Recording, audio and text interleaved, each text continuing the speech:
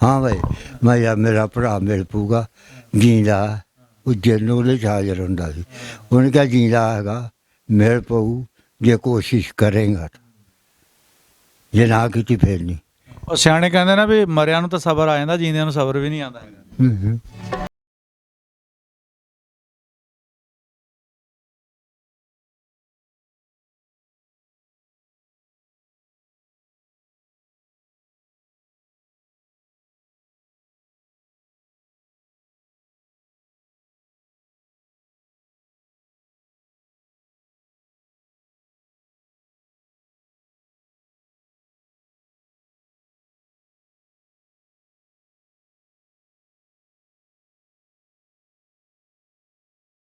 भाई यार मेरा भरा तो रह गया।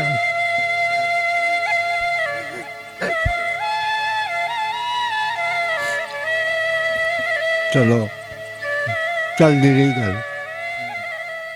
ਉਹ ਨੰਬਰਦਾਰ ਨੂੰ ਪਤਾ ਸੀ। ਅੱਛਾ ਬਜ਼ੁਰਗੋ, ਜਦੋਂ ਤੁਸੀਂ ਦੇਖ ਲਿਆ ਵੀ ਉਹ ਮੇਰਾ ਭਰਾ ਆਣ ਡਿਆ ਦੂਰੋਂ ਹੈ, ਨਿਗਾਹ ਪੈ ਗਈ, ਉਹ ਵੀਡੀਓ ਵਿੱਚ ਵੀ ਅਸੀਂ ਦੇਖਿਆ ਤੁਸੀਂ ਕਾਫੀ ਇਮੋਸ਼ਨਲ ਸੀ, ਨਾਸਰ ਬਾਈ ਤੁਹਾਨੂੰ ਫੜ ਕੇ ਲੈ ਕੇ ਜਾ ਰਹੇ ਸੀਗੇ, ਤੁਹਾਨੂੰ ਕਿਦਾਂ ਦਾ ਮਹਿਸੂਸ ਹੋ ਰਿਹਾ ਸੀਗਾ?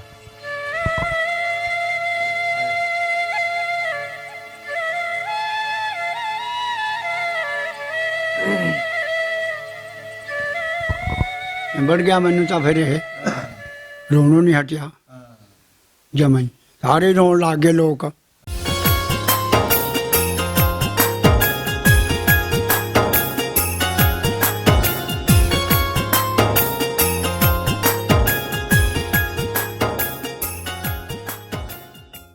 अस्सलाम वालेकुम, सत श्री अकाल, प्रणाम दोस्तों। एक पिंड पंजाब दा चैनल की टीम अज पहुंची है जी उस पिंड दे विच जिथे बाबा जी हुणी इंडिया तो चल के आए अपने भाई नूं मिलण।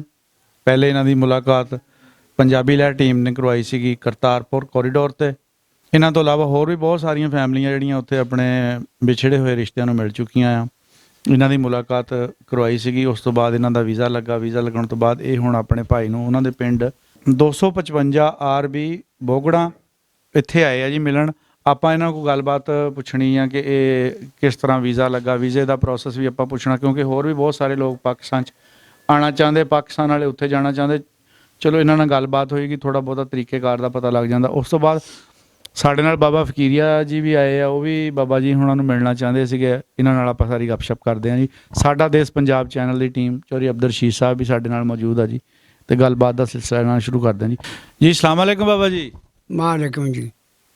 ਬਾਬਾ ਜੀ ਪਹਿਲੇ ਤਾਂ ਤੁਸੀਂ ਆਪਣਾ ਨਾਂ ਦੱਸੋ, ਤੁਹਾਡਾ ਨਾਮ ਕੀ ਆ? ਪਹਿਲੇ ਤਾਂ ਲੋਕ ਤਾਂ ਜਾਣਦੇ, ਲੇਕਿਨ ਅਸੀਂ ਆਪਣੇ ਚੈਨਲ ਦੇ ਰਾਹੀਂ ਵੀ। लोगों ने ना धरिया सीका खां जी, ਅੱਛਾ, दूजा ना इस नूं पता जिहड़ा इन्हां ने धरिया। ਆਪਣਾ ਵੀ ਨਾਂ ਦੱਸੋ ਤੇ ਭਾਈਆਂ ਦਾ ਵੀ ਨਾਂ ਦੱਸੋ। ਮੇਰਾ ਨਾਂ ਹੈਗਾ ਜੀ ਮੁਹੰਮਦ ਸਦੀਕ। ਇਹਦੇ ਨਾਲ ਅਸੀਂ ਛੋਟੇ ਜਿਹੇ ਨਾਲ ਰੱਖਿਆ ਸੀਗਾ ਹਬੀਬ।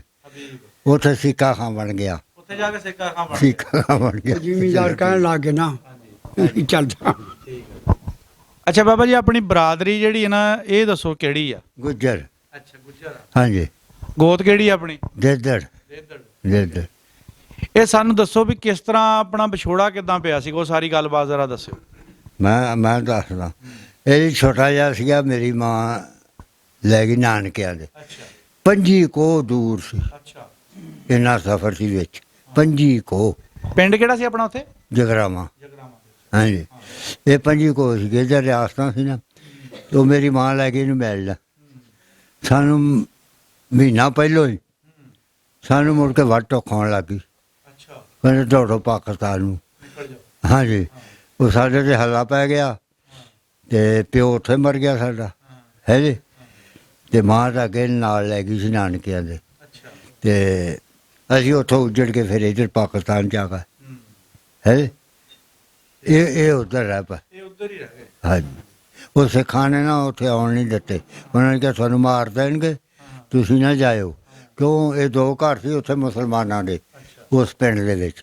ਫੁੱਲੇਵਾਲ ਪਿੰਡ ਸੀ, 2 ਘਰ ਸੀ ਸਿਰਫ, 2 ਘਰ ਸੀ, ਹੋਰ ਸਾਰੇ ਸਰਦਾਰ ਹੀ, ਹੈ ਜੀ। ਅਤੇ ਉਹ ਮੇਰੇ ਨਾਨਕਿਆਂ ਦੇ ਸੀਗੇ। ਉਹਨਾਂ ਨੇ ਕਿਹਾ ਤੁਹਾਨੂੰ ਮਾਰ ਦੇਣਗੇ, ਤੁਸੀਂ ਨਾ ਜਾਇਓ, ਹੈ ਜੀ। ਅਤੇ ਜਿਹੜਾ ਅਸਲ ਮਾਮਾ ਸਾਡਾ ਸੀ, ਤਾਇਓ ਚਾਚਿਆਂ ਦੇ ਜਿਹੜੇ ਮਾਮੇ ਸੀ, ਉੱਥੇ ਰਹਿ ਪਏ। ਉਹ ਸਿੱਖਾਂ ਡੱਕ ਲਏ, ਉਹ ਚੋਰੀ ਨਿਕਲ ਆਇਆ, ਹੈਂ। जिसले वो निकले आपके बच्चे नाल लैके तो आ गया इधर पाकिस्तान च, ये उधर रहेगा, ਦੋਨੇ ਮਾਂ ਪੁੱਤ ਉੱਧਰ ਰਹਿ ਗਏ। उत्थे रहेगा। अच्छा उस तो बाद जिसले कोई थोड़ा जिहा मठा होया कम ते मां नूं पता लगा भी वो किधर गए, उन्होंने पता लगा भी ना मिलिटरी ने ना एक बंदा नहीं छड्डिया, सब मारते आ, एक बच्चा भी नहीं छड्डिया उस कैंप दे विचों। कैंप साडा लगा सिद्धमा सलेमपुरा, ਸਿੱਧਵਾਂ ਸਲੀਮਪੁਰਾ ਬੇਟ। हाँ जी, ਹਾਂਜੀ ਠੀਕ ਹੈ। ਤੇ ਉੱਥੇ ਸਾਡਾ ਕੈਂਪ ਲੱਗਾ ਸੀਗਾ ਤੇ ਕੈਂਪ ਸੀ ਉਹਨਾਂ ਨੇ ਲੁਕੋਇਆ ਹੋਇਆ ਮਾਰਨ ਵਾਸਤੇ। ਇੱਧਰ ਇੱਕ ਮੁਸਲਮਾਨ ਔਰਤ ਗਈ ਹੈਲੀਕਾਪਟਰ, ਉਹ ਮੁਸਲਮਾਨ ਔਰਤ ਸੀ ਫੌਜ ਦੇ ਵਿੱਚ, ਤੇ ਉਹ ਗਈ ਹੈਲੀਕਾਪਟਰ ਤੇ ਹੈ, ਉਹਨੇ ਜੋ ਚੱਕਰ ਲਾਇਆ ਨਾ, ਉਹਨੇ ਫਿਰ ਮਿਲਟਰੀ ਇੱਧਰੋਂ ਭੇਜੀ, ਉਹ ਸਾਨੂੰ ਲੈ ਕੇ ਪਾਕਿਸਤਾਨ। ਬਹੁਤ ਸਖਤੀ ਕਰਦੇ ਸਾਡੇ ਤੇ, ਬਹੁਤ ਕੀਤੀ ਹੈ, ਗੋਰਖਿਆਂ ਦੀ ਮਿਲਟਰੀ ਸੀ। ਬੜੇ ਜ਼ਾਲਮ ਲੋਕ। ਅਸੀਂ ਇੱਦਾਂ ਜਿਸਲੇ ਪਿੰਡੋਂ ਨਿਕਲੇ ਆ ਨਾ, ਅਸੀਂ ਤੁਸੀਂ ਯਕੀਨ ਕਰੋ ਮੈਨੂੰ ਹੋਸ਼ ਆ, ਮੇਰਾ ਭਰਾ ਸੀ ਤੇ ਬਾਂਹ ਫੜੀ ਗਈ ਮੇਰੀ, ਉਦੋਂ ਪੈਰਾ ਜੁੱਤੀ ਨੂੰ ਕਹਿੰਦੇ ਸੀ ਮੌਜੇ, ਉਹ ਮੈਂ ਕਿਹਾ ਮੇਰਾ ਮੌਜਾ ਡਿੱਗ ਪਿਆ, ਉਹ ਕਹਿੰਦਾ ਲਾ ਵੀ ਸਿਰ ਤੇ, ਜੇ ਜੀਂਦੇ ਰਹੇ ਹੋਰ ਬਥੇਰੇ ਲੱਭ ਜਾਣ, ਉਹ ਮੈਂ ਲਾ ਕੇ ਛੱਡਤਾ। ਲਾਸ਼ਾਂ ਨੇ ਉੱਤੋਂ ਦੀ ਅਸੀਂ ਲੰਘ ਕੇ ਇੰਨੀ ਦੁਨੀਆ 7 ਆਬਾਦੀਆਂ ਨੰਬਰਦਾਰੀਆਂ 7 ਗੁੱਜਰਾਂ ਦੀਆਂ, ਇਹ ਸਾਰੇ ਇੱਕ ਥਾਂ ਇਕੱਠੇ ਹੋਏ ਹੋਏ ਵੀ ਜਾਣਾ ਨਹੀਂ, ਇਹਨਾਂ ਨਾਲ ਮੁਕਾਬਲਾ ਕਰਨਾ ਹੈ। ਫਿਰ ਜੈਸੇ ਆਉਂਦੇ ਰਹੇ ਭਜਾ ਦਿੰਦੇ ਰਹੇ ਹੈ। 7 ਪਿੰਡ ਕਿਤੇ ਥੋੜ੍ਹੇ ਜਿਹੇ ਹੁੰਦੇ ਆ, ਉਹਨਾਂ ਨੇ ਕੀ ਕਰਨਾ ਵੀ ਛੱਤਾਂ ਪੱਟ ਕੇ ਨਾ, ਕੱਚੀਆਂ ਛੱਤਾਂ ਹੁੰਦੀਆਂ ਸੀ, ਕਿਹੜਾ ਲੈਂਟਰ ਸੀ ਪਏ ਹੋਏ, ਮਿੱਟੀ ਦਾ ਤੇਲ ਸਿੱਟਣਾ, ਅੱਗ ਲਾ ਦੇਣੀ, ਜੋ ਬੱਚੇ ਨਿਆਣੇ ਸਾਰੇ ਅੰਦਰ ਵੜੇ ਹੁੰਦੇ ਹੈ। ਫਿਰ ਸਾਡੇ ਨਾਲ ਨੰਬਰਦਾਰ ਸੀ, ਉਹਦਾ ਮੁੰਡਾ ਹੀ ਫੌਜ 'ਚ, ਉਹਦੇ ਕੋਲ ਛੇਕ ਰਾਈਫਲ ਚਵਾੜਾ ਸੀਗਾ, ਉੱਤੇ ਪਾਇਆ। ਉਹ ਫਿਰ ਜਿਹੜਾ ਉੱਤੇ ਕੋਈ ਚੜ੍ਹਦਾ ਸੀ ਨਾ, ਉਹਦੇ ਫੈਰ ਮਾਰਦੇ, ਫਿਰ ਕੋਈ ਬਚਾ ਰਿਹਾ। ਡਰ ਪੈ ਗਿਆ ਨਾ, ਹਾਂਜੀ ਇਹਨਾਂ ਕੋਲ ਅਸਲਾ ਹੈਗਾ। ਹਾਂਜੀ, ਉਹ ਜਿਹੜਾ ਉੱਤੇ ਚੜ੍ਹਦਾ ਸੀ ਤੇ ਉਹਦੇ ਫੈਰ ਮਾਰ, ਇੱਦਾਂ ਕੋਈ ਨਾ ਬਚਾਅ ਹੋਇਆ ਸਾਡਾ, ਤਨੇ ਮਾਰ ਦਿੰਦੇ ਸਾਰੇ। ਉੱਥੋਂ ਫਿਰ ਅਸੀਂ ਇੱਧਰ ਆ ਗਏ। ਜਦੋਂ ਆਪਾਂ ਇੱਧਰ ਆ ਗਏ ਫਿਰ ਤੁਹਾਨੂੰ ਅੰਦਾਜ਼ਾ ਹੈਗਾ ਸੀ ਵੀ ਸਾਡਾ ਭਾਈ ਤੇ ਸਾਡੀ ਵਾਲਦਾ ਹੈਗੇ ਆ? ਅੱਛਾ, ਕੋਈ ਰਾਬਤਾ ਨਹੀਂ? ਕੋਈ ਪਤਾ ਨਹੀਂ ਸੀ, ਬਾਅਦ ਦੇ ਵਿੱਚ ਫਿਰ ਕਿਤੇ 2-3 ਸਾਲ ਹੀ ਪਤਾ ਲੱਗਾ। ਅੱਛਾ, ਬਾਅਦ ਦੇ ਵਿੱਚ 2-3 ਸਾਲ ਬਾਅਦ ਪਤਾ ਲੱਗ ਗਿਆ ਸੀ? ਕੋਈ ਪਤਾ ਨਹੀਂ ਲੱਗਾ। ਅੱਛਾ, ਆਪਾਂ ਜਦੋਂ ਉਹਨਾਂ ਤੋਂ ਵਿਛੜ ਗਏ ਸੀਗੇ, ਨਾਨਕਿਆਂ ਦੇ ਗਏ ਸੀਗੇ, ਉਸ ਤੋਂ ਬਾਅਦ ਫਿਰ ਆਪਣੇ ਨਾਲ ਕੀ ਬੀਤਿਆ? ਉਹ ਜੀ ਮੇਰੀ ਮਾਂ ਰਹਿ ਗਈ ਸੀ ਇਕੱਲੀ, ਹਾਂ ਉਹਨੇ ਵੇਖਿਆ ਵੀ ਕੋਈ ਰਿਹਾ ਨਹੀਂ, ਹਾਂ। ਤੇ ਦਿਮਾਗ ਹਿੱਲ ਗਿਆ। ਅੱਛਾ, ਉਹ ਲੋਕ ਜਦੋਂ ਬਾਹਰ ਨਿਕਲ ਜਾ ਕਰਦੀ ਸੀ ਰਾਤ ਨੂੰ, ਹਾਂ ਤੇ ਲੋਕ ਭਾਲ ਕੇ ਜਿੰਦਾ ਲਾਉਂਦੇ ਸੀ, ਕਿਤੇ ਜਿੰਦਾ ਲਾਉਣਾ ਭੁੱਲ ਗਏ। ਅੱਛਾ, ਉਹ ਸੱਥ 'ਚ ਬੈਠੇ, ਇੱਕ ਨੇ ਕਿਹਾ, ਕਹਿੰਦਾ ਯਾਰ ਤੁਸੀਂ ਅੱਜ ਗਏ ਨਹੀਂ ਉਹਨਾਂ ਦੇ ਘਰ? ਕਹਿੰਦੇ ਅਸੀਂ ਤਾਂ ਗਏ ਨਹੀਂ। ਕਹਿੰਦੇ ਚਲੋ ਪਤਾ ਲੱਗਿਆ ਉਹ ਤਾਂ ਬਾਗੀ ਹੋ ਗਈ ਰਹੇ। ਜਦੋਂ ਆਏ, ਮੈਂ ਕਹਿੰਦੇ ਤੂੰ ਰੋਈ ਜਾਂਦਾ ਸੀ, ਤੇ ਉਹ ਹੈ ਨਹੀਂ ਸੀ। ਲਾਟਣਾ ਲੈ ਕੇ ਲੋਕਾਂ ਨੇ ਪੈੜ ਚੁੱਕ ਲਈ ਘਰੋਂ, ਤੇ ਟਿੱਬੇ ਸੀਗੇ, ਮਲੇ ਸੀਗੇ ਮੇਰੇ ਵਿਚਲੀ ਲਈ ਲੈ ਕੇ ਪੈੜ ਨਹਿਰ ਦੇ ਪੁੱਲ 'ਤੇ ਆ ਗਈ। ਉਹ ਕਹਿੰਦੇ ਵੀ ਇਹ ਤਾਂ ਮਰ ਗਈ, ਡਿੱਗ ਪਈ ਵਿੱਚ। ਆਪਾਂ ਐਂ ਵੇਖੋ ਵੀ ਕਿਵੇਂ ਡਿੱਗੀ, ਕਿਵੇਂ ਬੈਠੀ, ਕਿਵੇਂ ਖੜੀ। ਉੱਥੇ ਲਾਟਣਾ ਲਾ ਕੇ ਵੇਖੀ, ਅੱਛਾ, ਕਹਿੰਦੇ ਵੀ ਜੁੱਤੀ ਚਾਹ ਪਈ ਹੈ। ਕਹਿੰਦੇ ਵੀ ਜਿੱਧਰੋਂ ਪਾਣੀ ਆਉਂਦਾ ਸੀ ਉਧਰ ਨੂੰ ਮੂੰਹ ਕਰਕੇ ਝਾੜਾਂ 'ਚ ਪੁੱਠੀ ਡਿੱਗੀ। ਉਹ 2-4 ਬੰਦੇ ਸੀਗੇ, ਕਹਿੰਦੇ ਆਪਾਂ ਵੇਖੋ ਪਾਸੇ ਹੱਥੇ, ਪਿੱਛੇ ਸਿਆਉਣੀ ਸੀ। ਕਹਿੰਦੇ ਨਹਿਰ ਬੰਦ ਕਰਾ ਦਈਏ, ਬੱਚੇ ਸਿਆਣੇ ਬੰਦੇ ਸੀ। ਕਹਿੰਦੇ ਯਾਰ ਉਹ ਮਰਨ ਵਾਲੀ ਮਰ ਗਈ, ਤੇ ਨਹਿਰ ਬੰਦ ਕਰਕੇ ਕੀ ਕਰਾਂਗੇ ਆਪਾਂ, ਰਾਤ ਦਾ ਕੰਮ ਸੀ। ਸਹੀ। ਤੇ ਉੱਥੋਂ ਘਰ ਨੂੰ ਆ ਗਏ, ਮੈਨੂੰ ਆ ਕੇ ਚੱਕ ਲਿਆ, ਇਕੱਲਾ ਹੀ ਸੀ ਮੈਂ। ਤੇ ਮੈਨੂੰ ਆ ਕੇ ਇਹਨਾਂ ਨੇ ਭਾਈ ਆਪਦੇ ਘਰਾਂ 'ਚ ਲੈ ਗਏ। ਬੁਰਾ ਹੋਊਗਾ। ਮੁੜ ਕੇ ਮੇਰੇ ਜਿਹੜੇ ਮਾਮੇ ਸੀ ਉਹ ਹੋਰ ਪਿੰਡ ਰਹਿੰਦੇ ਸੀ, ਉਹਨਾਂ ਨੂੰ ਲਿਆਤਾ ਉੱਥੋਂ। ਉਹਨਾਂ ਨੂੰ ਥਾਂ ਥੂੰ ਦਿੱਤਾ, ਘਰ ਘਰ ਦਿੱਤਾ ਤੇ ਸਾਰਾ ਕੁਝ ਦਿੱਤਾ। ਉਹ ਕਹਿੰਦੇ ਵੀ ਇਹ ਮੁੰਡਾ ਤੁਹਾਡਾ ਹੀ ਆ, ਇਹਨੂੰ ਘਰੇ ਲੈ ਜਾਓ, ਅੱਛਾ ਇਹਨੂੰ ਸਾਂਭੋ। ਉਦੋਂ ਦਾ ਮੈਂ ਉਹਨਾਂ ਕੋਲ ਹੀ ਆ। ਅੱਛਾ ਉਹ ਜਿਹੜੇ ਬੁੜੇ ਸੀ ਉਹਨਾਂ ਨੇ ਮੈਨੂੰ ਵੱਡਾ ਹੋ ਗਿਆ ਜਦੋਂ ਮੈਂ ਮਾਲ ਪਸ਼ੂ ਤੇ ਲਾਤਾ ਤੇ ਜ਼ਮੀਨ ਸੀਗੀ ਵਾਹੀ ਬੂਹੀ ਕਰਨ ਲੱਗ ਗਏ, ਮੈਨੂੰ ਕੰਮ ਤੇ ਲਾਈ ਰੱਖਿਆ, ਕੰਮ ਕਰੀ ਗਿਆ ਮੈਂ। ਉਹ ਜਦੋਂ ਮਰ ਗਏ ਵੱਡੇ ਹੋ ਕੇ, ਉਹਨਾਂ ਦੀਆਂ ਕੁੜੀਆਂ ਸੀ ਵਿਆਹਣ ਵਾਲੀਆਂ, ਤੇ ਮੈਂ ਆਖਿਆ ਵੀ ਕੁੜੀਆਂ ਵਿਆਹਣ ਵਾਲੀਆਂ ਤਨ। ਮੈਂ ਲੋਕਾਂ ਨੂੰ ਪੁੱਛਿਆ, ਉਹਨਾਂ ਦੇ ਮਰਨ ਤੋਂ ਬਾਅਦ ਤੁਸੀਂ ਸਰਬਰਾਹ ਬਣ ਗਏ ਘਰ ਦੇ? ਹਾਂ, ਮੈਂ ਆਖਿਆ ਵੀ ਮੈਂ ਹੁਣ ਕਿਵੇਂ ਕਰਾਂ, ਪੈਸਾ ਧੇਲਾ ਹੈ ਨਹੀਂ।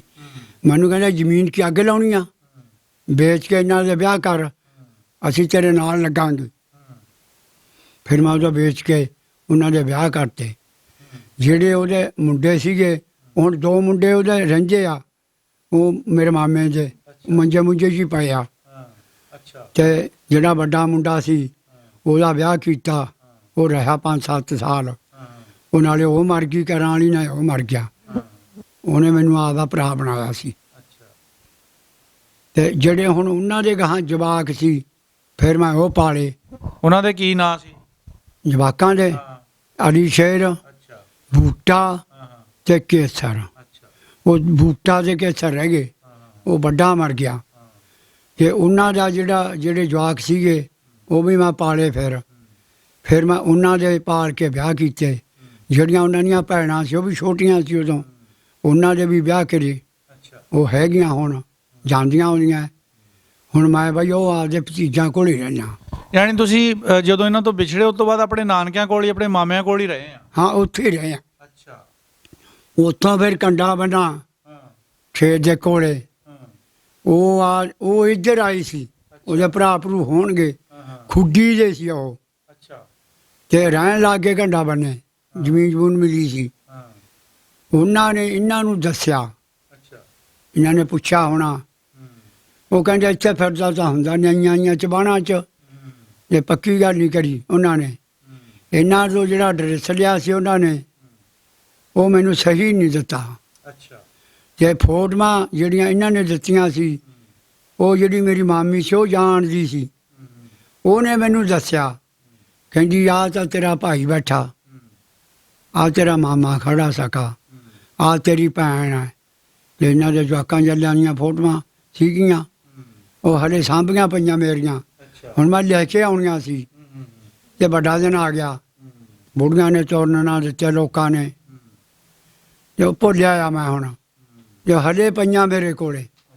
ਆਹ ਚੀਜ਼ ਹੋਈ ਆ ਜੀ। ਆਹ ਬੱਚਿਆਂ ਦੇ ਮੁੜ ਫੋਟੋ ਕੇ- ਲਵਾ ਕੇ ਮੈਂ ਭੇਜੇ ਸੀ ਅੱਛਾ ਮੀਆਂ ਚੰਨੂ। ਅੱਛਾ ਮੈਨੂੰ ਪਤਾ ਲੱਗਾ, ਨਾ ਮੈਂ ਜਾਵਾਂ। ਜਦੋਂ ਮੈਂ ਉੱਥੇ ਗਿਆ ਖਾ ਉਹ ਟੱਕਰ ਗਿਆ। ਉਹ ਕਹਿੰਦੇ ਵੀ ਸਾਡਾ ਮੁਸਲਮਾਨਾਂ ਦਾ ਇੱਕੋ ਹੀ ਘਰ ਆ ਉਸ ਪਿੰਡ ਦੇ ਵਿੱਚ। ਪਿੰਡ ਉਹਨਾਂ ਨੇ ਦੱਸਿਆ ਫੂਲੇ ਵਾਲੇ ਨਾਲ ਆ, ਘੰਨਾ ਮੰਨਾ ਉੱਥੋਂ ਦੇ। ਕੰਨਾ ਮੰਨਾ? ਘੰਨਾ ਹਾਂ, ਮੰਨਾ ਕੰਡਾ ਬੰਨ। ਅਸੀਂ ਉੱਥੋਂ ਦੀ ਰਿਹਾਇਸ਼ ਆ ਸਾਡੀ। ਤੇ ਜੇ ਤੂੰ ਹੋਣਾ ਹੋਵੇ ਆ ਜੀ, ਹੈਂ ਜੀ। ਤੇ ਇੱਥੇ ਗੁਰਦਾਸਪੁਰ ਤੂੰ ਗੜੇ ਲਾਰੀ ਬਹਿ ਜੀ, ਪਤਾ ਨਿਸ਼ਾਨ ਉਹਨੇ ਦੱਸਿਆ। ਤੇ ਉੱਥੇ ਕਈ ਮੈਨੂੰ ਮੁਸਲਮਾਨਾਂ ਦੇ ਘਰ ਛੱਡਿਆ, ਮੈਨੂੰ ਘਰ ਛੱਡ ਕੇ ਜਾਣ। ਨਹੀਂ, ਤੁਹਾਨੂੰ ਪਤਾ ਕਿਹੜੀ ਸੰਨ ਚ ਲੱਗਾ ਵੀ ਸਾਡਾ ਭਰਾ ਹੈਗਾ ਆ ਔਰ ਜਵਾਨ ਹੋ ਗਿਆ? ਉਹਨਾਂ ਨੇ ਦੱਸਿਆ ਕਿ ਉਹਨਾਂ ਨੇ ਦੱਸਿਆ ਇਹਨਾਂ ਨੂੰ। ਕਿੰਨੇ ਕੁ ਸਾਲ ਪਹਿਲੇ? ਫਿਰ ਮੈਂ ਫੋਟੋਆਂ 'ਚ ਸਿਆਣ ਲਏ। ਅੱਛਾ ਫੋਟੋਆਂ 'ਚ ਸਿਆਣ ਲਏ ਜਦੋਂ, ਮੈਨੂੰ ਤਾਂ ਦੇਖੇ ਨਹੀਂ। ਉਹ ਮੇਰੀ ਮਾਮੀ ਨੇ ਦੱਸਿਆ ਨਾ, ਥੋੜੀ ਢਾਲ ਅੱਗੇ ਰੱਖੋ। ਅੱਛਾ ਤੇ ਉਹਨੇ ਦੱਸਿਆ ਵੀ ਇਹ ਤੁਹਾਡੇ ਹੀ ਆ ਸਾਰੇ। ਤੇ ਮੁੜ ਕੇ ਚਿੱਠੀਆਂ ਪਾਉਣ ਲੱਗ ਗਿਆ ਮੈਂ। ਇਹ ਉੱਥੋਂ ਇਸ ਪਿੰਡ ਆ ਗਏ, ਬਦਲ ਗਏ। ਮੈਂ ਚਿੱਠੀਆਂ ਉੱਥੇ ਨੂੰ ਪਾਈ ਗਿਆ। ਅੱਛਾ ਚਿੱਠੀਆਂ ਹੀ ਪਾਉਂਦੇ। ਸਾਰ ਯਾਨੀ ਚਿੱਠੀਆਂ ਦਾ ਰਾਬਤਾ ਤੁਹਾਡਾ ਹੈਗਾ ਸੀਗਾ? ਸਾਰ ਭਰ ਚਿੱਠੀਆਂ ਪਾਈਆਂ, ਸਾਰ ਭਰ। ਤੁਹਾਨੂੰ ਕੋਈ ਨਹੀਂ ਮਿਲੀ? ਨਾ। ਅੱਛਾ ਨਾ ਇਹਨੂੰ ਮਿਲੀ ਨਾ ਸਾਨੂੰ ਮਿਲੀ, ਉਹ ਕਿੱਥੇ ਜਾਂਦੀਆਂ ਨੇ? ਪਤਾ ਨਹੀਂ। ਅੱਛਾ ਉਹ ਇਹ ਮੀਆਂ ਚੰਨੂ ਨੂੰ ਪਾਉਂਦਾ ਸੀ ਜਦੋਂ ਉਹਨੇ ਮੈਨੂੰ ਕਿਹਾ ਸੀ ਵੀ ਉੱਥੇ ਰਹਿੰਦੇ ਆ। ਉਹ ਸ਼ੁਰੂਆਤੀ 35 ਸਾਲਾਂ ਤੋਂ ਬਾਅਦ ਚਿੱਠੀਆਂ ਚੁੱਠੀਆਂ ਉਹ ਪਾਉਂ। ਇੱਥੇ ਆ ਗਏ, ਇਹ ਹੈਂ? ਇੱਥੇ ਆ ਗਏ।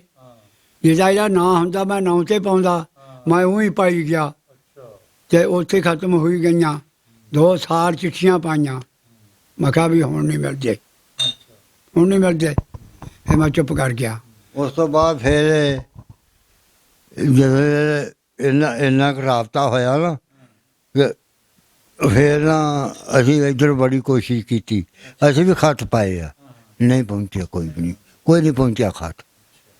ਅਸੀਂ ਫਿਰ ਚੁੱਪ ਕਰ ਗਏ। ਚੁੱਪ ਕਰਨ ਤੋਂ ਬਾਅਦ ਹੌਲੀ ਫਿਰ ਤੁਹਾਨੂੰ ਪਤਾ ਹੀ ਆ ਘਰਾਂ 'ਚ ਬੰਦਾ ਰੁੱਝ ਜਾਂਦਾ, ਦਾਸਤਾਨ ਖਤਮ, ਥੋੜੀ ਬਾਲੀ ਹੋਈ। ਫਿਰ ਮੈਂ ਇੱਥੋਂ ਗਿਆ ਸਖੀ ਸਰਵਰ, ਉੱਥੇ ਜਦੋਂ ਗਿਆ ਉਹ ਲੋਕੀ ਉਹਨੇ ਜਨ ਹਾਜ਼ਰ ਹੁੰਦਾ ਸੀ ਕਿਸੇ ਬਜ਼ੁਰਗ 'ਚ, ਜਿਵੇਂ ਮੈਂ ਵੀ 4-10-20 ਰੁਪਈਏ ਰੱਖ। ਮੈਂ ਉਹਨੂੰ ਪੁੱਛਿਆ, ਹਾਂ ਭਾਈ ਮੈਂ ਯਾਰ ਮੇਰਾ ਭਰਾ ਮਿਲ ਪਊਗਾ ਜੀਂਦਾ? ਉਹ ਜਨ ਉਹਦੇ 'ਚ ਹਾਜ਼ਰ ਹੁੰਦਾ ਸੀ। ਉਹਨੇ ਕਿਹਾ ਜੀਂਦਾ ਹੈਗਾ, ਮਿਲ ਪਊ ਜੇ ਕੋਸ਼ਿਸ਼ ਕਰੇਗਾ, ਜੇ ਨਾ ਕੀਤੀ ਫਿਰ ਨਹੀਂ। ਉਹ ਸਿਆਣੇ ਕਹਿੰਦੇ ਨਾ ਵੀ ਮਰਿਆਂ ਨੂੰ ਤਾਂ ਸਬਰ ਆ ਜਾਂਦਾ, ਜੀਂਦਿਆਂ ਨੂੰ ਸਬਰ ਵੀ ਨਹੀਂ ਆਉਂਦਾ ਹੈਗਾ।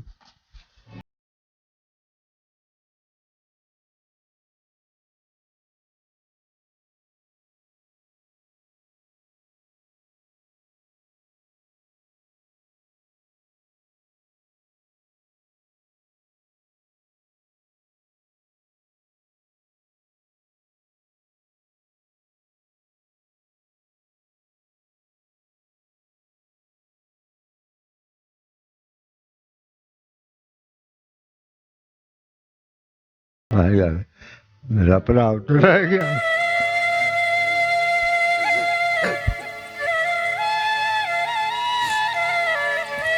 ਚਲੋ ਚੱਲਦੀ ਰਹੀ ਗੱਲ। ਉਹ ਨੰਬਰਦਾਰ ਨੂੰ ਪਤਾ ਸੀ, ਉਹ ਨਾਸਰ ਢਿੱਲੋਂ ਨਾਲ ਉਹਨਾਂ ਦਾ ਕੋਈ ਰਾਬਤਾ। ਉਹ ਇਹਨਾਂ ਕੋਲ ਕਿਤੇ ਆਇਆ ਉੱਦਾਂ ਹੀ ਵੈਸੇ। ਉਹਨਾਂ ਨੇ ਫਿਰ ਨੰਬਰਦਾਰ ਨੇ ਉਹਦੇ ਕੋਲ ਗੱਲ ਕੀਤੀ ਕਿ ਯਾਰ ਇੱਦਾਂ ਉਹਦਾ ਭਾਈ ਰਹਿ ਗਿਆ। ਉਹਨੇ ਕਿਹਾ ਸਾਥ ਨੂੰ ਉਹ ਕਿਤੇ ਪਿੰਡ ਵਿੱਚ ਹੀ ਖੜੀ ਸੀਗੀ। ਉਹ ਕਹਿੰਦਾ ਮੈਂ 20 ਬੰਦੇ ਮਿਲਾ ਤੇ ਉਧਰ ਹੀ ਉਹ ਜਿਹੜਾ ਮੇਰਾ ਦੋਤਾ ਸੀ ਨਾ, ਉਹ ਕਹਿੰਦਾ ਮੇਰੇ ਨਾਨੇ ਦਾ ਭਾਈ ਪਾਕਿਸਤਾਨ ਚ ਨਾ ਉਧਰ ਹੈ। ਅੱਛਾ ਇੱਧਰ ਵਾਲੇ ਨੇ ਕਿਹਾ, ਇੱਧਰ ਆਏ ਨੇ। ਇੱਧਰ ਵਾਲੇ ਨੇ ਤੇ ਉਹ ਕਹਿੰਦਾ ਫਿਰ ਭਾਲ ਕਰ ਜੇ ਨਾ ਤੂੰ। ਉਹਨੇ ਫਿਰ ਵਿੜਕ ਲੈ ਕੇ ਇਸ ਨੂੰ ਭਾਲਿਆ। ਇਹਨੂੰ ਭਾਲ ਕੇ ਜਿਹੜਾ ਉਹ ਸਾਡੇ ਪਿੰਡ ਬੰਦਾ ਸੀ ਡਾਕਟਰ ਸੀਰਾ ਡਾਕਟਰ ਵਾਜਾ, ਉਹਨੂੰ ਉਹਨੇ ਫੋਨ ਕੀਤਾ, ਇਹਦਾ ਭਾਈ ਇੱਥੇ ਆ ਗਿਆ, ਜਿਹੜਾ ਬੰਦਾ ਤੁਹਾਡੇ ਕੋਲੇ ਰਹਿੰਦਾ ਹੈਗਾ ਉਹ ਕਹਿੰਦਾ ਸਾਡੇ ਕੋਲ ਹੀ ਰਹਿੰਦਾ, ਅਸੀਂ ਸਾਂਭਿਆ। ਉਹ ਕਹਿੰਦਾ ਫਿਰ ਇਹਨਾਂ ਦੀ ਗੱਲ ਕਰਾਉਣੀ ਆ ਤੇ ਬੋਲ। ਕਹਿੰਦਾ ਜੀ ਮੈਂ ਤਾਂ ਕੈਨੇਡਾ 'ਚ ਬੈਠਾ। ਉਹ ਕਹਿੰਦਾ ਫਿਰ ਪਿੰਡ ਦਾ ਬੰਦਾ ਦੇ ਸਾਡੇ ਗੁਰਦੁਆਰੇ 'ਚ ਉੱਥੇ ਰਹਿੰਦਾ ਸੀ ਬੰਦਾ ਜ਼ਿਮੀਂਦਾਰਾਂ ਦਾ ਪ੍ਰਧਾਨ, ਉਹਨੂੰ ਫੋਨ ਕਰਿਆ। ਕਹਿੰਦਾ ਤੂੰ ਸਿੱਕੇ ਨੂੰ ਲੈ ਕੇ ਪਟਵਾਰੀ ਕਾਨੂੰ ਗੋਦੀ ਕੋਠੀ 'ਚ ਬਹਿ ਜਾ, 1 ਵਜੇ ਫੋਨ ਆਊਗਾ। ਉਹ ਮੇਰੇ ਕੋਲ ਆ ਗਿਆ। ਕਹਿੰਦਾ ਵੀ ਆਪਾਂ ਇੱਥੋਂ ਜਾਣਾ ਨਹੀਂ। ਇਹ ਤੁਹਾਡੀ ਉਦੋਂ ਪਹਿਲੀ ਵਾਰੀ ਗੱਲ ਹੋਣ ਲੱਗੀ ਸੀ? ਪਹਿਲੀ ਵਾਰੀ। ਫੇਰ ਹੀ ਬੈਠੇ ਰਵੇ, 1 ਵਜੇ ਫੋਨ ਆ ਗਿਆ, ਇਹ ਸਾਹਮਣੇ ਸਾਹਮਣੀ ਹੋ ਗਿਆ ਸੀ, ਵੀਡੀਓ ਕਾਲ ਆ ਗਈ। ਹਾਂ। ਤੇ ਫਿਰ ਕਹਿੰਦਾ ਮੈਨੂੰ ਸਿਆਣ ਲਿਆ। ਮੈਂ ਕਿਹਾ ਵੀ ਨਿਆਣਾ ਸੀ ਨਾ। ਇਹ ਨਾਸਰ ਢਿੱਲੋਂ ਨੇ ਕਰਾਈ ਸੀ ਗੱਲ। ਬੜਾ ਵੱਡਾ ਕੰਮ ਕੀਤਾ ਜੀ ਨਾਸਰ ਢਿੱਲੋਂ ਸਾਹਿਬ ਨੇ, ਬਹੁਤ ਬੜਾ ਕੰਮ ਕੀਤਾ। ਤੁਹਾਨੂੰ ਇੱਕ ਜ਼ਿੰਦਗੀ ਦੇ ਵਿੱਚ ਤੁਹਾਡੀਆਂ ਮੁਲਾਕਾਤਾਂ ਹੋ ਗਈਆਂ, ਮੈਂ ਸਮਝਦਾ ਇਹਦੀ ਜਜ਼ਾ ਤੇ ਅੱਲਾਹ ਤਾਲਾ ਦੀ ਜ਼ਾਤ ਹੀ ਦੇਗੀ ਉਹਨਾਂ ਨੂੰ। ਸਾਰਾ ਕੁਛ ਸੋਚਿਆ ਨਹੀਂ ਕਰਿਆ, ਭਾਲ ਕੇ। ਤੇ ਫਿਰ ਜਦੋਂ ਐ ਹੋਈ ਗੱਲ, ਜੇ ਮੈਂ ਇਹਨੂੰ ਆਖਿਆ ਮੈਂ ਤੂੰ ਆ ਜਾ, ਆ ਕੇ ਮਿਲ ਪਾ, ਮੈਂ ਤਾਂ ਕਿਤੇ ਗਿਆ ਆਇਆ ਨਹੀਂ। ਇਹ ਕਹਿੰਦਾ ਚੱਲ ਵੇਹਨੇ ਆਪਾਂ ਕੋਈ ਨਾ। ਫਿਰ ਸਾਡੀਆਂ ਫੋਟੋਆਂ 'ਚ ਮੋਬਾਈਲਾਂ 'ਚ ਗੱਲਾਂ ਹੁੰਦੀਆਂ ਰਹੀਆਂ। ਆ ਮੁੜ ਕੇ ਕੰਮ ਚੱਲ ਪਿਆ। ਹਾਂਜੀ ਫਿਰ ਉਹ ਫਿਰ ਇਹ ਸਿਲਸਿਲਾ ਚੱਲ ਪਿਆ। ਹਾਂ ਫਿਰ ਇਹ ਕਹਿੰਦਾ ਵੀ ਤੂੰ ਆ ਜਾ। ਆ ਗਈ 2 ਸਾਲ ਹੋ ਰਹੀ, ਫਿਰ ਚੁੱਪ ਹੋ ਗਏ। ਹਾਲਾਂਕਿ ਜਦੋਂ ਇੰਟਰਵਿਊ ਲਿਆ ਨਾ, ਇਹਨਾਂ ਨਾਲ ਇੱਕ ਸਰਦਾਰ ਸੀ, ਲਵਲੀ ਸਿੰਘ। ਹਾਂ, ਉਹਨੇ ਨਾ ਮੈਂ ਉਹਨੂੰ ਕਿਹਾ ਯਾਰ ਮੇਰੀ ਹਾਲਤ ਕੁਛ ਕਮਜ਼ੋਰ ਆ, ਮੈਂ ਕੋਈ ਡਾਉਣ ਜਿਹਾ, ਕੋਈ ਖਿਆਲ ਕਰੀ। ਗੱਡੀ 'ਚ ਬਹਿ ਗਿਆ, ਗੱਡੀ 'ਚ ਬਹਿ ਗਿਆ, ਮੈਨੂੰ ਕਹਿੰਦਾ ਪਾਸਪੋਰਟ ਬਣਾ ਲਾ, ਤੈਨੂੰ ਮੈਂ ਫ੍ਰੀ ਭੇਜੂ ਔਰ ਜਲਦੀ ਭੇਜ ਦੂੰ ਇੰਡੀਆ 'ਚ, ਤੇ ਤੂੰ ਪਾਸਪੋਰਟ ਬਣਾ ਲਾ। ਮੈਂ ਉਹਨੂੰ ਫਿਰ ਦੱਸਿਆ ਮੈਂ ਕੋਈ ਕਮਜ਼ੋਰੀ ਜੀ ਆ, ਉਹਨੇ 3000 ਰੁਪਈਆ ਮੈਨੂੰ ਦਿੱਤਾ। ਕਹਿੰਦਾ ਤੇ ਨਾਲ 2000 ਕੋਲੋਂ ਪਾ, 5000 ਦਾ ਪਾਸਪੋਰਟ ਤੇਰਾ। ਇਹ ਕਿਹਨੇ ਦਿੱਤੇ? ਲਵਲੀ ਨੇ। ਅੱਛਾ, ਲਵਲੀ ਨੇ। ਹਾਂ, ਠੀਕ। ਤੇ ਪਾਸਪੋਰਟ ਬਣਾ ਕੇ ਤੂੰ ਮੈਨੂੰ ਦੱਸ, ਮੈਂ ਤੈਨੂੰ ਭੇਜ। ਮੁੜ ਕੇ ਕਰੋਨਾ ਆ ਗਈ, ਭੇਜ ਪਾਸਪੋਰਟ। ਏਦਾਂ। ਅੱਛਾ, ਫੇਰ ਦੁਬਾਰਾ ਜਦੋਂ ਕਰੋਨਾ ਹਟਿਆ ਉਸ ਤੋਂ ਬਾਅਦ ਫਿਰ ਤੁਹਾਡੀ ਮੁਲਾਕਾਤ ਕਰਤਾਰਪੁਰ ਕਰਾਈ ਇਹਨਾਂ ਨੇ? ਹਾਂਜੀ, ਇਹਨਾਂ ਨੇ ਕਰਾਈ। ਫਿਰ ਅਸੀਂ ਇੱਥੇ ਸਾਰੇ ਜੀ ਲੈ ਕੇ ਗਏ ਹਾਂ। ਬੱਸ ਭਰ ਕੇ ਉਧਰੋਂ ਲੈ ਕੇ ਆਏ, ਬੱਸ ਭਰ ਕੇ ਤੁਸੀਂ ਲੈ ਕੇ? ਇਹ ਮੈਨੂੰ ਢਿੱਲੋਂ ਕਹਿੰਦਾ ਹਾਂ, ਵੀ ਤੂੰ ਗੁਰਦੁਆਰੇ ਆ ਸਕਦਾ? ਸਾਡੇ ਲੋਕ ਕਹਿੰਦੇ ਅਸੀਂ ਆ ਜਾਾਂਗੇ, ਇਹਨੂੰ ਲੈ ਕੇ ਆ। ਅੱਛਾ, ਲੈ ਕੇ ਆਵਾਂਗੇ, ਤੂੰ ਇੱਧਰੋਂ ਦੱਸ। ਉਹ ਕਹਿੰਦਾ ਇਹਨਾਂ ਮੈਂ ਆਪੇ ਲਿਆਉਂ। ਫਿਰ ਬੱਸ ਭਰ ਕੇ ਆਈ ਸੀ ਮੈਨੂੰ ਨਾਲ ਲੈ ਕੇ, ਮੋੜੀਆਂ ਬੰਦੇ। 70 ਸਾਡੀ ਫੁੱਲ ਸੀ ਬੱਸ, ਇਹ ਸਾਰਿਆਂ ਨੇ ਦੇਖੀ ਉੱਥੇ। ਤੇ ਉਹ ਤਾਂ ਸੀਗੇ 3 ਬੁੜੀਆਂ ਸੀ, 3 ਕਿ 4 ਬੰਦੇ ਸੀਗੇ ਜਿਹੜੀ ਉਹਨਾਂ ਦੀ ਬੱਸ ਛੋਟੀ ਹੋਣੀ, ਫਿਰ ਉਹ ਤਾਂ ਛੇਤੀ ਭਰ ਗਈ ਹੋਣੀ ਨਾ। ਇਹਨਾਂ ਨਾਲ ਆਏ ਸੀ। ਉਹ ਆਏ ਸੀ ਨਾ ਜਿੰਨਾ ਕੋਲੇ ਪਾਸਪੋਰਟ ਸੀਗੇ, ਉਹ ਕਾਪੀ। ਸਾਰਾ ਪਾਸਪੋਰਟ ਆਪਣੇ ਦਾ ਇਹ ਫਾਇਦਾ, ਇੱਥੋਂ ਟਿਕਟ ਲੈਣੀ ਜਾ ਕੇ ਸਿਰਫ 400 ਰੁਪਏ ਦੀ, ਉਹਨਾਂ ਨੂੰ ਪਾਸਪੋਰਟ ਦਾ ਹੋਣਾ ਵੀ ਜ਼ਰੂਰੀ ਸੀ, ਇਸ ਕਰਕੇ ਥੋੜੇ ਬੰਦੇ ਆਏ ਸੀ। ਵੀ ਜਿੰਨਾ ਕੋਲੇ ਪਾਸਪੋਰਟ ਜਿੰਨਾ ਕੋਲੇ ਹੈਗੇ ਉਹ ਚੱਲੋ, ਦੂਜਿਆਂ ਨੂੰ ਗੁਰਦੁਆਰੇ ਨਹੀਂ ਵੜਨ ਦੇਣਾ। ਕਈਆਂ ਕੋਲ ਹੈ ਪਿੰਡ ਸਾਰੇ ਤਿਆਰ ਸੀ। ਉਹ ਫਿਰ ਉਹਨੇ ਕੁ ਬਹਿ ਗਏ। ਦੱਸਿਆ ਨਾ ਕਿ ਪਾਸਪੋਰਟ ਤੋਂ ਬਗੈਰ ਤਾਂ ਨਹੀਂ ਨਾ ਆਇਆ ਜਾਣਾ। ਹਾਂ, ਉਹਨੇ ਕੁ ਫਿਰ ਵਿੱਚ ਮੇਰੇ ਨਾਲ ਆਈ, ਵਿੱਚ ਬੁੜੀਆਂ ਸੀ। ਫਿਰ ਵੀ ਬਾਹਰ ਕਢਾਤੇ, ਬੱਸ ਕੋਲੇ ਹੀ ਕਢਾਤੇ ਬਾਹਰ ਹੀ। ਉਹਨਾਂ ਕੋਲੇ ਹੈ ਹੀ ਨਹੀਂ ਸੀ। ਕਹਿੰਦੇ ਬਾਈ ਤੁਸੀਂ ਉਧਰ ਹੀ ਜਾਓ, ਸਾਨੂੰ ਉਰੇ ਨਿਗਾਇਆ ਸੀ। ਅੱਛਾ ਬਜ਼ੁਰਗੋ, ਜਦੋਂ ਤੁਸੀਂ ਦੇਖ ਲਿਆ ਵੀ ਉਹ ਮੇਰਾ ਭਰਾ ਆਣ ਡਿਆ ਦੂਰੋਂ, ਹੈ ਨਿਗਾਹ ਪੈ ਗਈ, ਉਹ ਵੀਡੀਓ ਵਿੱਚ ਵੀ ਅਸੀਂ ਦੇਖਿਆ ਤੁਸੀਂ ਕਾਫੀ ਇਮੋਸ਼ਨਲ ਸੀ, ਨਾਸਰ ਬਾਈ ਤੁਹਾਨੂੰ ਫੜ ਕੇ ਲੈ ਕੇ ਜਾ ਰਹੇ ਸੀਗੇ, ਤੁਹਾਨੂੰ ਕਿਦਾਂ ਦਾ ਮਹਿਸੂਸ ਹੋ ਰਿਹਾ ਸੀਗਾ?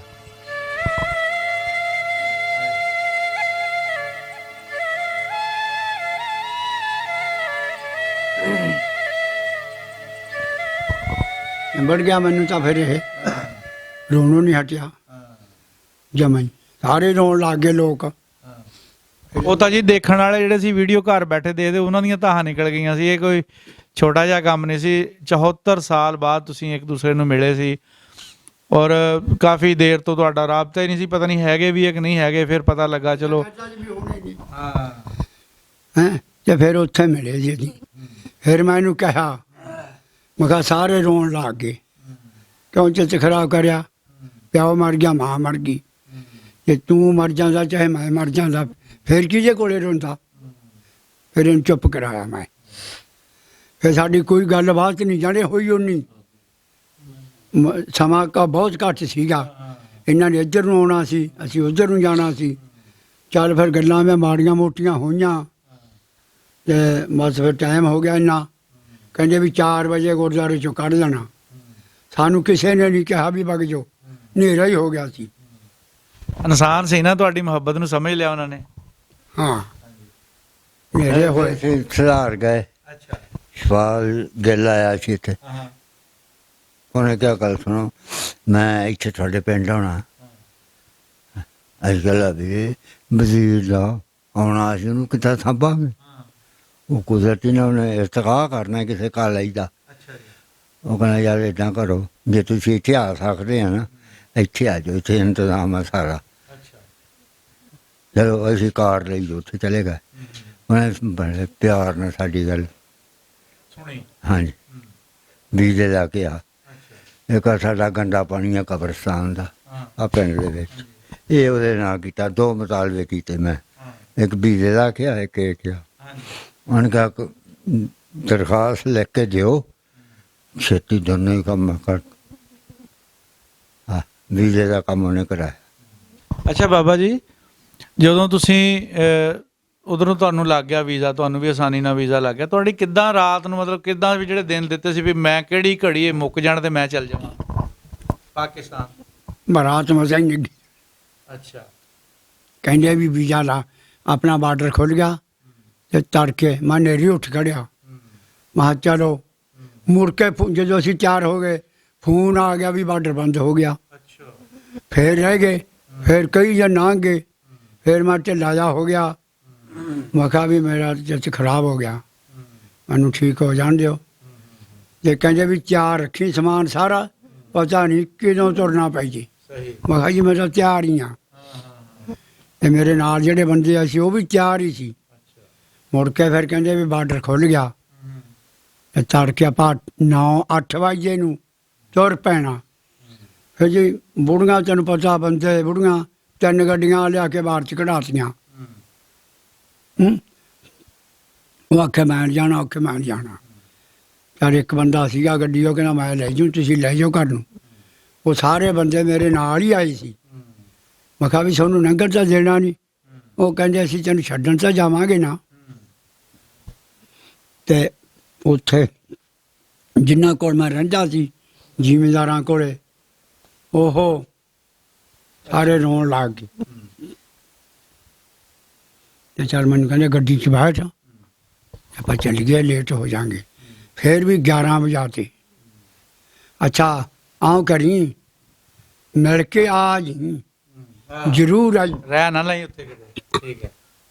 ਸਾਡਾ ਜੀ ਨਹੀਂ ਲੱਗਣਾ। ਮੁਹੱਬਤ ਸੀ, ਪਾਲਿਆ ਜੀ। ਜ਼ਿੰਦਗੀ ਉੱਥੇ ਰਹਿ ਗਏ, ਆਪਣੇ ਗੁਜ਼ਾਰੀ ਆ, ਬਚਪਨ ਗੁਜ਼ਾਰਿਆ, ਜਵਾਨੀ ਗੁਜ਼ਾਰੀ। ਸਾਰੇ ਮਿਲੇ ਮੇਰੇ ਨਾਲ, ਬੁੜੀਆਂ ਵੀ, ਜਵਾਕ ਲੱਤਾਂ ਨੂੰ ਚਿੰਬੜ ਗਏ। ਹੁਣ ਮੈਨੂੰ 3 ਦਿਨ ਹੋ ਗਏ, ਫੋਨ ਆਉਂਦਾ, ਉਹ ਬੁੜੀਆਂ ਨੇ ਰੋਟੀ ਨਹੀਂ ਖਾਧੀ। ਦੇਖ ਲਓ ਜੀ, ਇਹ ਉਹਨਾਂ ਲੋਕਾਂ ਲਈ ਵੀ ਇੱਕ ਪੈਗਾਮ ਆ ਬਾਬਾ ਜੀ ਹੁਣਾਂ ਦੀਆਂ ਗੱਲਾਂ ਦੇ ਵਿੱਚ, ਜਿਹੜੇ ਕਹਿੰਦੇ ਕਿ ਦੋਵਾਂ ਮੁਲਕਾਂ ਦੇ ਦਰਮਿਆਨ ਜਿਹੜੀ ਸਾਡੀ ਕਦੇ ਮੁਹੱਬਤ ਨਹੀਂ ਹੋ ਸਕਦੀ। ਮੈਂ ਸਮਝਦਾ ਮੁਹੱਬਤ ਕਦੇ ਖਤਮ ਹੀ ਨਹੀਂ ਹੋਈ ਹੈਗੀ। ਮੁਹੱਬਤ ਤਾਂ ਖਤਮ ਹੋਈ ਨਹੀਂ ਹੈਗੀ। ਅੱਜ ਵੀ ਕੱਲ ਵੀ ਫੋਨ ਲਾਇਆ ਤੇ ਰੋਣ ਲੱਗ ਜਾਂ ਬੇਲਾ, ਤੂੰ ਆ ਜੀ। ਪਰ हुकूमत अगर से गुजारिश करते हैं ਸਾਡਾ ਜੀ ਨਹੀਂ ਲੱਗਦਾ। भाई सानू इजाजत दे दे आउन जान दी। ये भी बच्चा हुंदा पालिया, ਇਹਦਾ ਵੀ रूह करदा है नी, ਇਹ ਵੀ ਚਲੇ ਜਾਵੇ, ਅਸੀਂ ਵੀ ਚਲੇ ਜਾਈਏ। ਹੋਰ ਕਈ ਭਰਾ ਵਿਛੜੇ ਹੋਏ ਆ।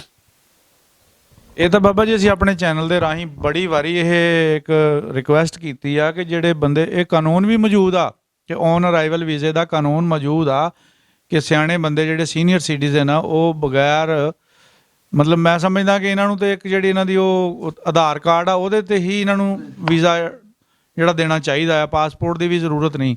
ਸਿਆਣੇ ਬਜ਼ੁਰਗ ਬੰਦੇ ਇਹਨਾਂ ਨੂੰ, ਚਲੋ ਅਗਰ ਪਾਸਪੋਰਟ ਵੀ ਹੈਗਾ ਜ਼ਰੂਰੀ, ਤੇ ਪਾਸਪੋਰਟ ਤੇ ਫਿਰ ਔਨ ਅਰਾਈਵਲ ਵੀਜ਼ਾ ਦਿੱਤਾ ਜਾਵੇ ਤਾਂ ਕਿ ਇਹ ਦਿੱਲੀ ਦੇ ਜਿਹੜੇ ਸਫ਼ਰ ਤੋਂ ਬਚ ਸਕਣ।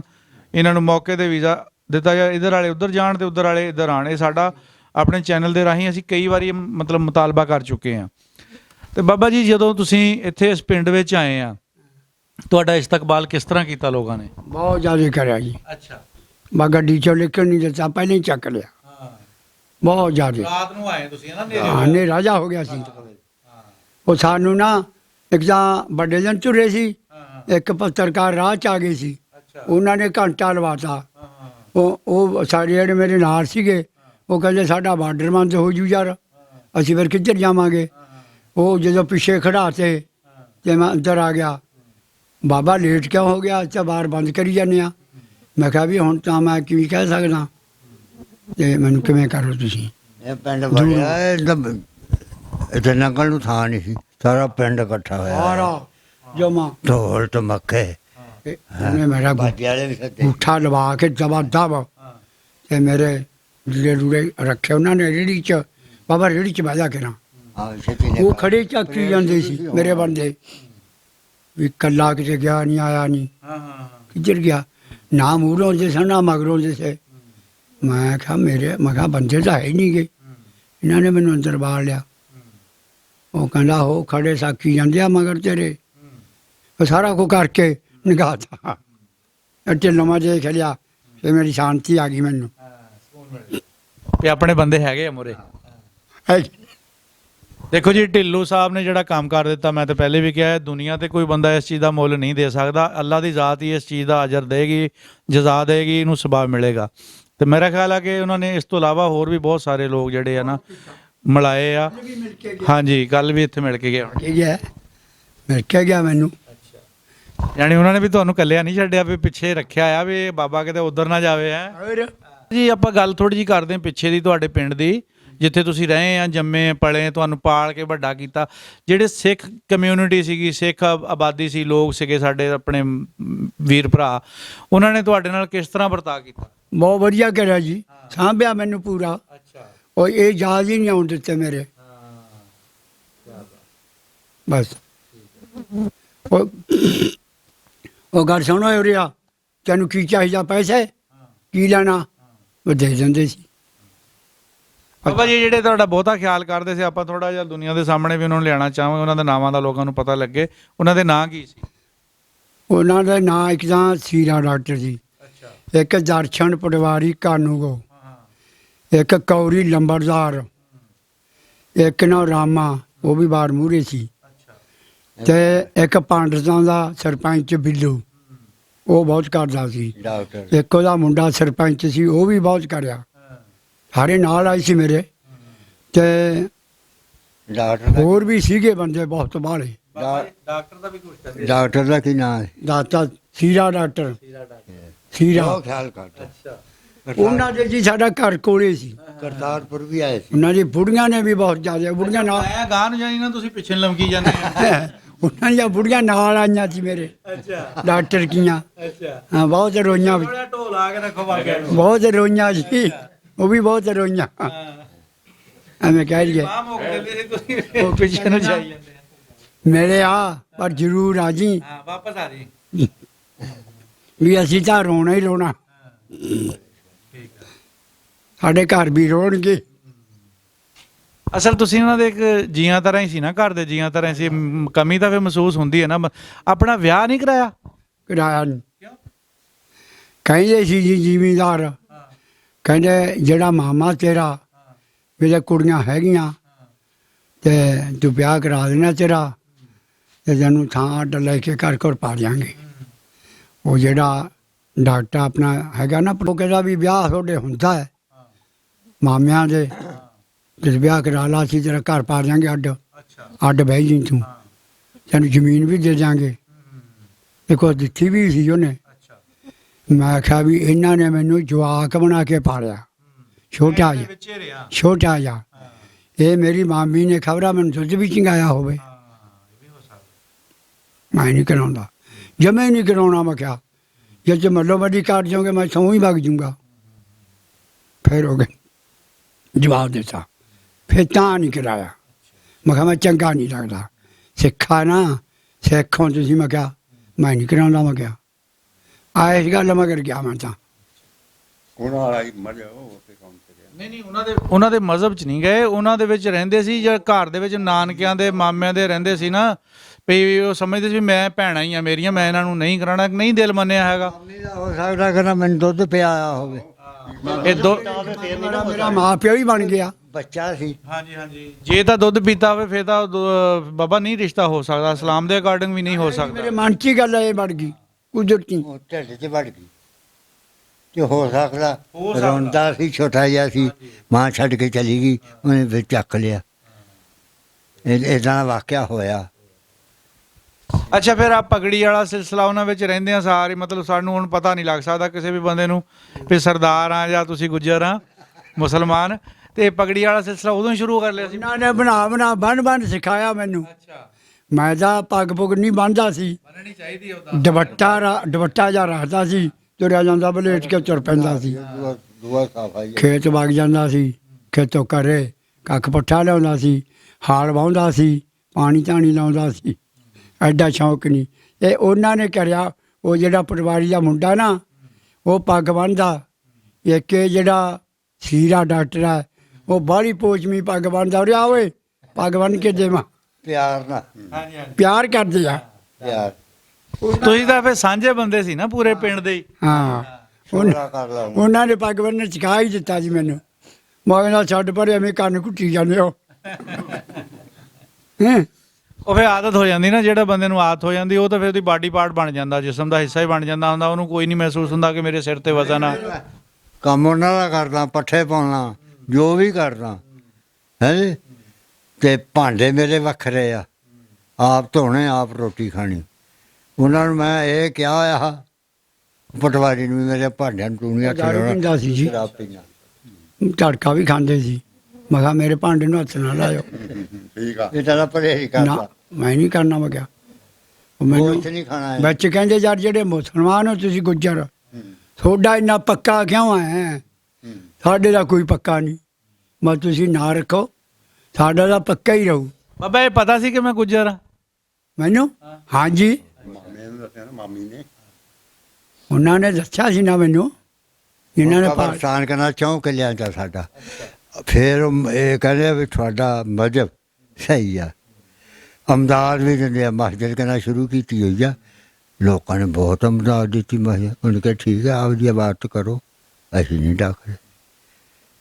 ਬਾਬਾ ਜੀ ਸਿੱਕਾ ਖਾਨ ਸਾਹਿਬ ਜਿਹੜੇ ਆਏ ਸੀਗੇ ਜੀ ਇੰਡੀਆ ਤੋਂ ਪਾਕਿਸਤਾਨ ਆਪਣੇ ਭਾਈ ਨੂੰ ਮਿਲਣ, ਸਕੇ ਭਾਈ ਨੂੰ, ਤੇ ਇਹਨਾਂ ਨਾਲ ਮੁਲਾਕਾਤ ਹੋਈ ਆ, ਗੱਲਾਂ ਬਾਤਾਂ ਵੀ ਆਪਾਂ ਕੀਤੀਆਂ ਆ, ਤੇ ਉਹ ਬੜੇ ਖੁਸ਼ ਆ ਇੱਥੇ ਆ ਕੇ। ਬਿਲਕੁਲ ਖੁਸ਼ੀ ਹੋਣੀ ਵੀ ਚਾਹੀਦੀ ਹੈ ਕਿਉਂਕਿ ਇੱਕ ਆਪਣਾ ਖੂਨ ਆ, ਉਹਨਾਂ ਨੂੰ ਮਿਲੇ ਆ ਤੁਸੀਂ, ਤੇ ਬਾਬਾ ਜੀ ਵੀ ਬੜੇ ਖੁਸ਼ ਆ ਇੱਕ ਦੂਜੇ ਦੇ ਨਾਲ। ਦੇਖ ਲਓ ਕਿਸ ਤਰ੍ਹਾਂ ਜੁੜ ਕੇ ਬੈਠੇ ਆ। 2 ਜਿਸਮ ਇੱਕ ਜਾਨ ਬਣ ਗਏ ਇਸ ਟਾਈਮ, 2 ਜਿਸਮ ਇੱਕ ਜਾਨ ਬਣੇ ਬੈਠੇ ਆ।